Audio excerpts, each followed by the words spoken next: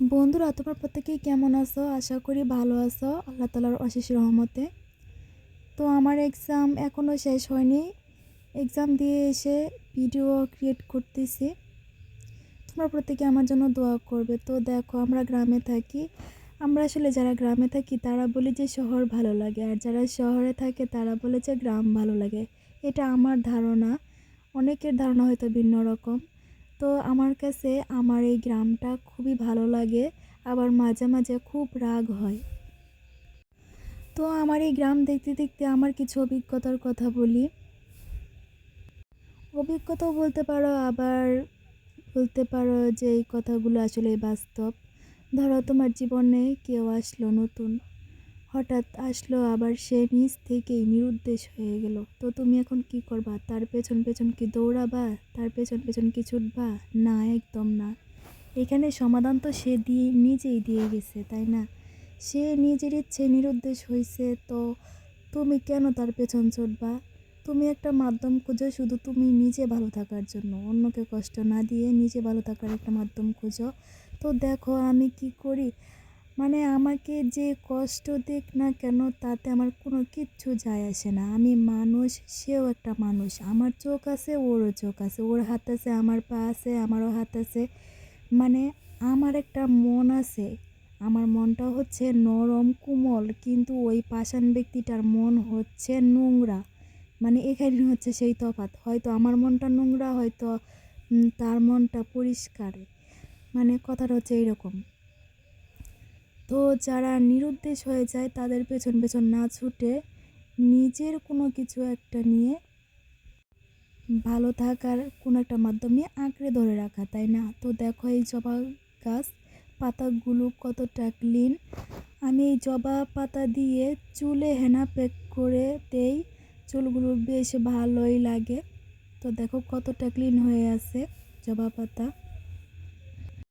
তোমার জীবনে কে থাকলো কি থাকলো না সেটা বড় কথা নয়, তুমি নিজে ভালো আছো কিনা সেটাই সবচেয়ে বড় কথা। তোমার চারপাশের মানুষ কেমন আছে সেই দিকে না তাকিয়ে তুমি নিজের দিকটা খোঁজো। এই সমাজে সবচাইতে বড় স্যাক্রিফাইস হচ্ছে কারো প্রতি কোনো অভিযোগ না করা। আর এই দেখো, আমি ফুলটাকে কতবার নাড়া দিতেছি যে হয়তো পাপড়িগুলো ঝরে পড়ে যাবে, কিন্তু পড়লো না। দেখছো ফুলটা কত শক্ত হয়ে আছে। তো সবচাইতে বড় স্যাক্রিফাইস হচ্ছে কারো প্রতি কোনো অভিযোগ না রাখা। তো দর্শক, এইগুলোকে তোমরা কি বলো? আমরা এগুলোকে মানে আমাদের আঞ্চলিক ভাষায় এগুলোকে মুইট্টা বলি। তোমরা কি বলো একটু কমেন্টে জানিয়ে দিও। এগুলো রোদে শুকানো হচ্ছে, প্রচুর রোদ, আমি এখানে একদম দাঁড়াতে পারতেছি না, প্রচুর রোদ। রোদ থাকাটাই ভালো, কারণ এখন ধানের সিজন চলতেছে, ধানগুলো প্রত্যেকেরই ভালো করে শুকাক সেই দোয়াই করতেছি। আমি এই যে ইউটিউবে ভিডিও বানাই, মানে আমার কিছু ক্লাসমেট আছে, ওরা আমাকে হয়তো একটু মজা করেই বলছে, মানে আমি ইউটিউবে ভিডিও বানাই, এটা কেন বানাই? আচ্ছা, এটা হচ্ছে আমার ভালো থাকার মাধ্যম। অনেকেই তো অনেক কিছুই বলবে, আচ্ছা বলুক, তাতে কি কী বা এসে যায়? মানে আমার ভিডিওগুলো ভাল লাগে না, তারা ব্লক করে দেখ আমাকে, তাই না? আর আমি মানে একটু খুবই রাগ যে ইউটিউবে না কাউকে না ব্লক করা যায় না।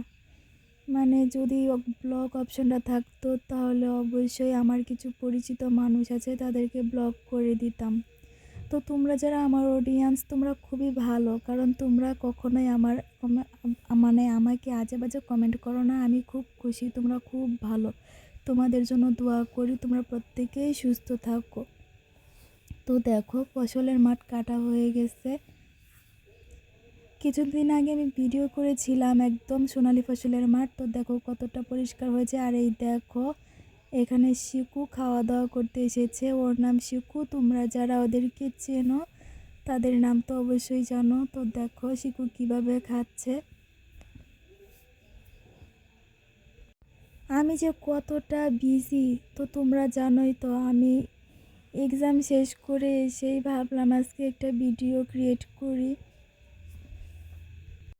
আমার এখন খুব ইচ্ছা আমার ইউটিউব চ্যানেলে আমি লং ভিডিও আপলোড করব।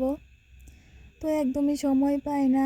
পরীক্ষাটা আমার শেষ হয়নি, আমি প্রতিনিয়তই লং ভিডিও আপলোড করব। তোমরা প্রত্যেকেই আমার চ্যানেলে অ্যাক্টিভ থাকবা। আর দেখো এই কচু গাছ, এই শাকগুলো খুব সুন্দর, তাই না? আমরা কচু চাষ করি। আর এই দেখো ইক্ষু, আমরা একে আখ বলি, মানে আমাদের আঞ্চলিক ভাষায়। আমার জীবনের অভিজ্ঞতা থেকে আমার না খুব একটা, মানে আমি ডিপ্রেশনে থাকি, সম্পর্ক রাখা একটা খুবই ডিপ্রেশন কাজ করে। কারণ দিন শেষে দেখা যায় সে মানুষটা কি আমাকে কষ্ট দেবে, যদি কষ্ট দেয় তো হ্যাঁ, আমরা প্রত্যেকেই মানুষ, একজন অপরজনকে কষ্ট দেওয়াটাই স্বাভাবিক। তো আমি মনে করি না যে তাদের অবহেলা আমাদের গায়ে মাখতে হবে। তাদের সমস্ত অবহেলাকে ঝাড়ু দিয়ে ঝেড়ে নিতে হবে। যে আমাকে অবহেলা করলো, আমাকে ইগনোর করলো, মানে তার তার ছায়া যেন আমার আশপাশ না পড়ুক, এটাই চাওয়া। প্রত্যেকের জীবনেই হয়তো এরকম হয় যে কেউ হয়তো অনেকেই ইগনোর করে, এরকম চারপাশে হয়েই থাকে। তো আমি মনে করি না তাদের অবহেলাকে একদম মেনে নিতে হবে।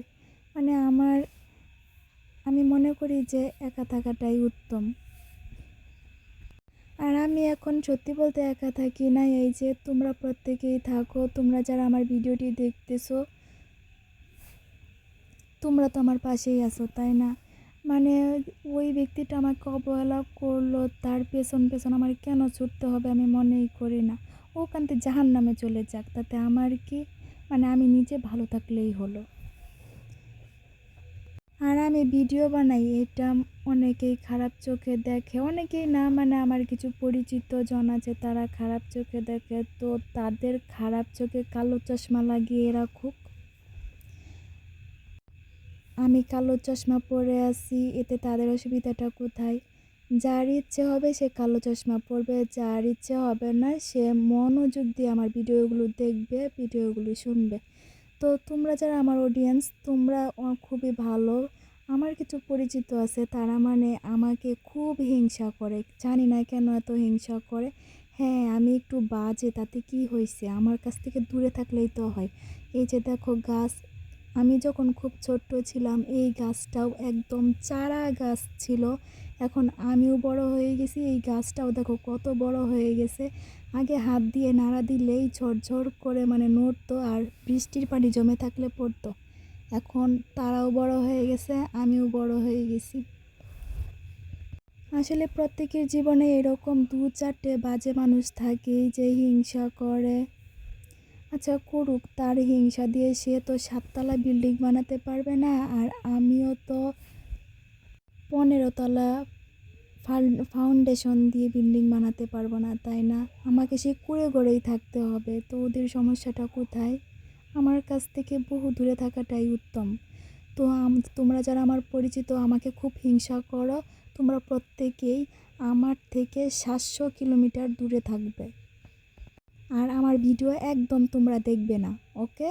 আমি চাই না যে তোমরা আমার ভিডিওগুলো দেখো। এখানে যদি ব্লগ অপশন দেওয়া থাকতো, আমি তোমাদের প্রত্যেককেই ব্লক করে দিতাম।